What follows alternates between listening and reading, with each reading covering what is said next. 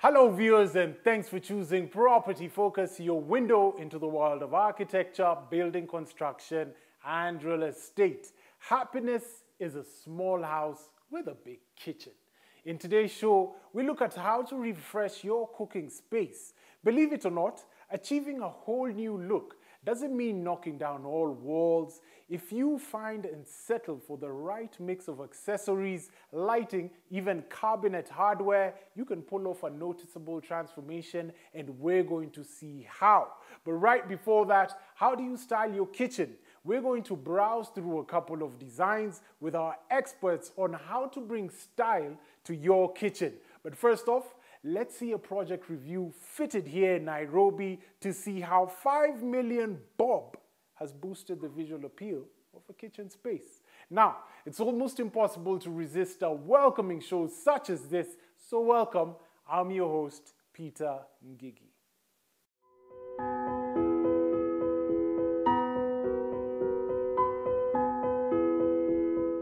Now, decades ago, the kitchen was hidden somewhere at the back of the house, and as you are aware, it is a place where meals are prepared, piles of dishes are placed and washed. Now, fast forward to 2020 and about to be 2021, the kitchen has a much more different role. Today, the kitchen is the focal point of the home where everybody gets together to start the day or even after a long day. It's taken its pride of space, radiating beauty and warmth at the very center of the house. Let's have a look at some of the trendy kitchen spaces in Nairobi today with Fred. And welcome to Property Focus. Thank you for having me on the show. Tell us about the design process of this particular kitchen from inception to completion. Design process particularly is just a simple process, getting the client's requirement and factoring in all the things the client wants. Not taking note of the coming up with a functional kitchen. Yeah. What materials did you use for this particular kitchen? For this particular kitchen, the client was very particular on the finishes. It was properly seasoned mahogany finish. Yeah, because that was the theme of the house. Yeah, sure. What about for the backsplash? Yeah, for the countertop, we had an existing kitchen and we are given a swatch because it was granite. We just sourced it locally, so it wasn't a big problem. Yeah, but it was leaning towards a brighter color so that we have the reflection because the cabinetry was dark. Yeah, and for the backsplash. How about for the faucets? Faucets were the chrome finish. Yes. And then the basin was chrome. Okay. And then most of the appliances also, like you can see on the Lazy Susan, yes, it's made of chrome. Okay. Yeah, those are the internals for this particular kitchen. So I've got to ask, how much then did this kitchen cost? To come up with this particular setup costed 4 million. Wow. That's expensive. That's almost a home in some certain areas, right? So what makes it so expensive? It's about the intricacy of the finishes of these particular, like you can see on the wall units, the patterns are very intricate. The handles in particular, it's a beauty. Okay. The wall units, the glass wall units, yes, you can have a look at them. Yeah. Tell us, Fred, why is it so important to engage a kitchen designer when designing your kitchen spaces? I think right now, currently in the building industry, yes, we need professionals. Okay. Number one, there's the triangle setup in a kitchen. What is that? We have the sink, the hob, and then the fridge. Only a designer can achieve this if, for example, in a big kitchen where you have an island, yeah, and then these things mostly go to the wall, on the wall sides of the kitchen. So a designer will figure out that very easily, yeah. What is your parting shot? I don't think there's something which is not achievable, because what most people were avoiding is like getting a sink next to the hob, but that is working out, yeah. So in design is very open. You can do anything which is comfortable to you with the space you have, but it should work professionally. Okay. Yeah. Brilliant. And that was Fred. Now we're going to take a short commercial break, but when we're back, more with Steve on kitchen designs and materials when designing your kitchen space. Stay tuned.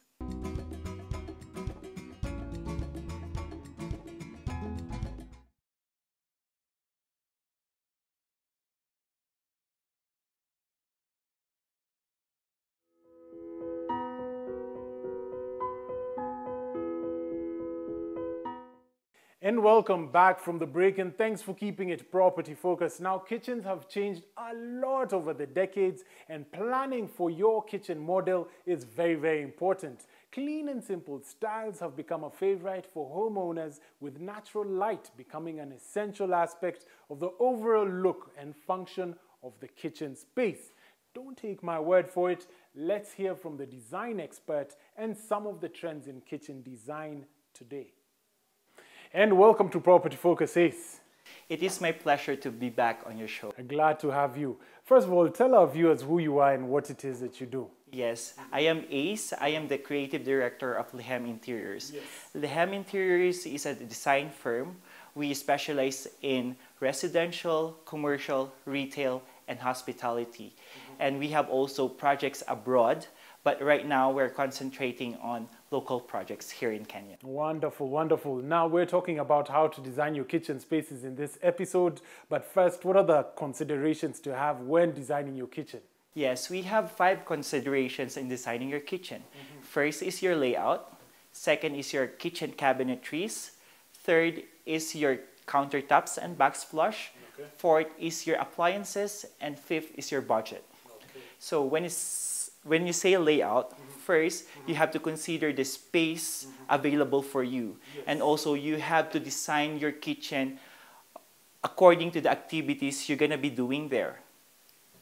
Then second, you have like 5 typical outlines of kitchens. You have U-shape, L-shape, G-shape, gallery kitchen, and kitchen with islands. Wonderful.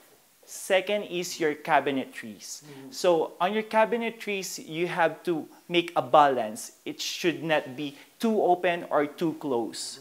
For your kitchen cabinetries, you have your solid wood for traditional kitchens. For contemporary kitchens, we're using glass or back-painted glasses. And you have your MDF painted with lacquer. It is your choice to have it like in gloss or matte finish. And you have also a MDF finish in wood veneers. And you have your laminates. So price-wise, this is the cheapest one. Then also for your carcass, to balance your budget, you always use the compact or nice or high-quality laminates or particle boards. So for your third consideration is your countertops. So first material is your marble.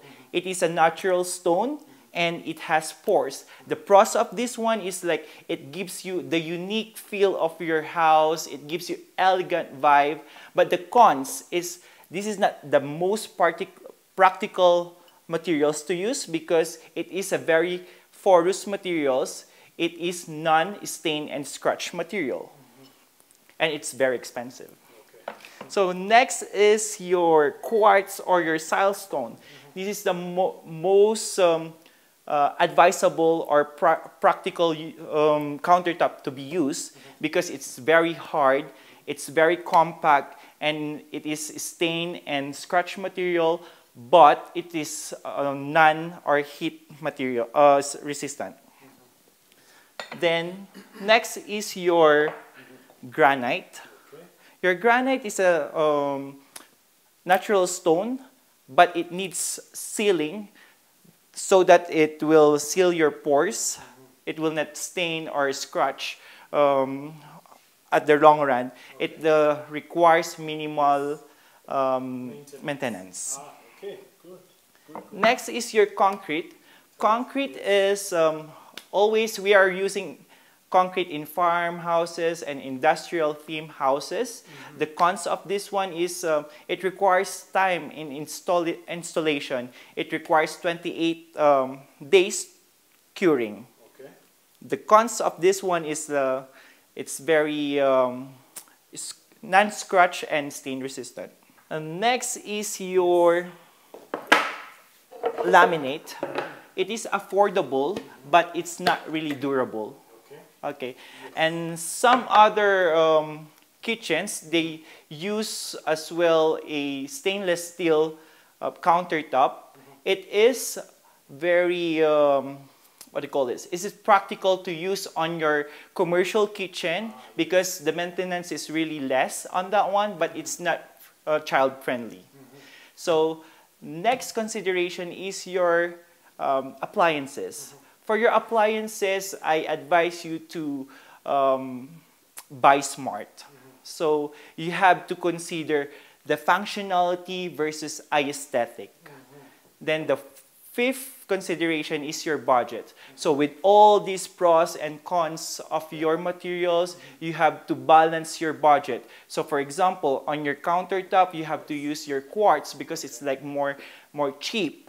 And for your cabinetry, you can use laminates. So it's a balance. So I think that's the most important lesson in designing your kitchen. You have to balance according, or you have to design according to your budget. Wonderful. Thank you very much, Ace. Give us your parting shots or any advice you'd like to give any of our viewers right now watching on designing kitchen spaces. Okay, my parting shots for this one is kitchen is the most expensive, stressful, and complicated area to design in the whole house. So you have a lot of stress, decision making, and doing this one. So I think what you can do is you have to involve professionals. And you had it from the professional himself. Make sure you always involve a professional whenever you're doing your kitchen spaces, as it's the most expensive, and know your budget. That was Ace. Thank you very much. Thank you so much for having me. Up next, we've got the billboards and the materials profile. Thereon after. Stay tuned.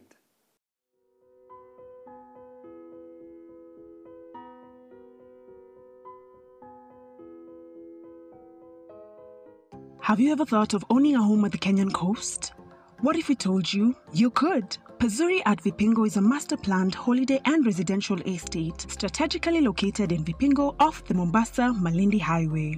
The estate consists of 372 affordable and luxurious units with a choice of 2, 3, and 4-bedroom villas, and residents enjoy easy access to the amenities of the adjacent world-class Vipingo Ridge. Pazuri at Vipingo is ideal for holiday makers, investors, diplomats, and homeowners. Own a prime plot in Greenstead, Nakuru, an exclusive urban estate along Nairobi-Nakuru Highway, where nature meets tranquility. Text Nakuru to 21404. Hyssop Properties, a culture of trust.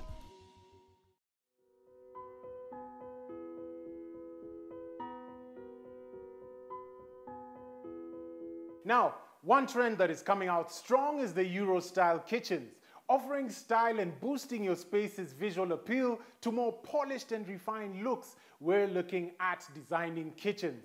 The kitchen materials, from pairing wood tones to metal and even leather, is a great way to create a luxe feeling in your home. We have a chat with Italian Kitchen CEO Steve Muga on what to do when designing your kitchen and interior spaces. Let's have a chat with him. And welcome to Property Focus, Steve. Thank you, Peter. What is the first thing somebody should know before fitting or remodeling their kitchen? It would be important to note at this point is that the kitchen has now become the soul of the home. Why is that? Yeah, because that's where you nourish your family. That's where you nurture your children from. You cook from there, and the spaces are growing larger and larger. The kitchen spaces in homes that are being built now. The other thing is that because of the bigger size of the spaces for the kitchen, Yes. what you find now is that they have things like islands, which a lot of people now come to us, and more often than not, the architectural designs will have a provision for a breakfast table in the kitchen, right? Okay. So it's not just somewhere where someone will go and cook. The house manager will go and cook dinner anymore and then serve the family in the living room. No. Now it's been incorporated in the living room. It's part of the living room. Yes. So they're using it not just for that, but even also to accessorize the rest of the house, right? So because the spaces are now seamlessly joined, the living room and the kitchen, you'll find that a lot of people want to have a nice kitchen because it's part and parcel of the bigger living space of the house. And so, so that's become sort of important. So you've mentioned budget and design. Now with this episode, we're talking about how to design a kitchen. What are some of the things you should infuse into your kitchen spaces, or what are the trends? Well, there are many. We can move from, one space to the next. So let's start with the kitchen. What you see happening a lot, or what you find a lot in the concepts that are brought to us from the architects by the clients. Okay. So in the kitchen, they'll want several provisions. One of them would be an island, which should double up as a breakfast table. Okay. So they want to be able to spend family time in the morning, have breakfast in the breakfast table. They will still have a dining area, but they want to be able to have some bonding in the morning before the mzee dashes out to work, and the kids, run off to school, right? Yes. So there'll usually be a provision for that. Mm-hmm. They'll want the kitchen to be as functional as it possibly can be, which is exactly what our kitchens are known for. Okay. Yeah, we optimize functionality, and we optimize aesthetics, right? So things like magic corners, things like puller tracks. Mm-hmm. So the corners that you'd typically not be able to utilize because they're hidden somewhere behind the kitchen. If you have a magic corner, then you're able to use that as storage. You have pull-out trucks, which help you to be able to store away things that would ordinarily or traditionally be on the countertop. Yes. So you're able to take them and store them away in the, your dry goods, your condiments, all those types of things. You're able to take them and put them away in the pull-out trucks. Okay. So you have things like, again, just in line and in the spirit of functionality. You have things like, the LED lighting in the kitchen, Increasingly, we're getting people requesting for that because, if you have some, the kitchen might not be very well lit, or that could just be an additional accessory they're looking for the space, So that could be another source of light for them. So we'll get those types of requests.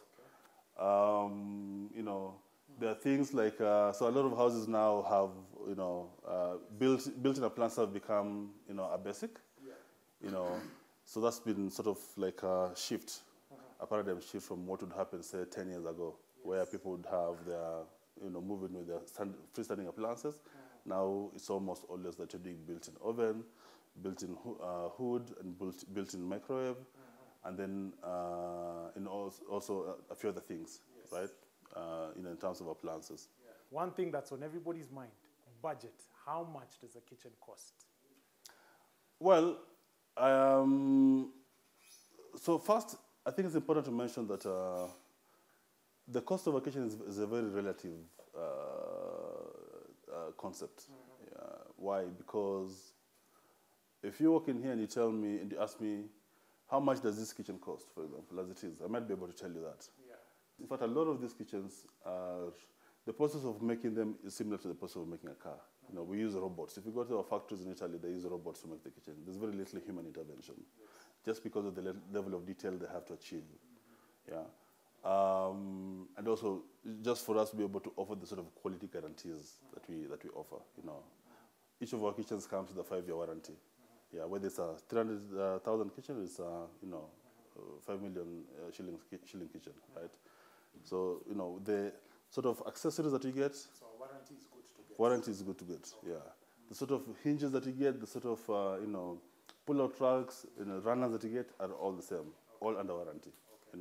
The only difference would be that the styles will be different. One will be classical, modern type of kitchen where you have a lot of you have the moldings and you have all this detailing that you can see like in this kitchen. Yes. Another will be very modern, with a glossy, white finish, minimalist sort of feel and look. So the process of making them are all very different, and the inputs, even the inputs that go into making them, are all very different. Yeah, that then is what now determines how much each model will cost. Wonderful. Okay, wonderful. Thank you very much for coming on to Property Focus. Thank you so much for having us here. Wonderful. You're doing a fantastic job. Wonderful. Keep doing, what you do. And there you have it. Budget, know your design, and always consult a practitioner who's a professional in the craft. We've heard it from Steve of Italian Kitchens. Stay tuned.